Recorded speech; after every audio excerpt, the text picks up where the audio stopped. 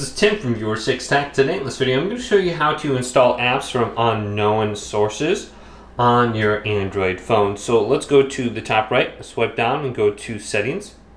Then we want to go to where it says Privacy.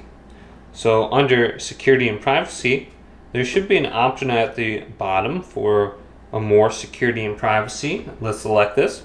And then finally, we have install apps from external sources. So on your version of Android, this could be called install from unknown locations or something like that. And then go to the application you're trying to get this software from or whatever. So like Google Chrome is probably what we're going to be using to download it.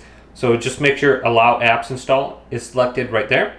And then you should be able to get that on your phone.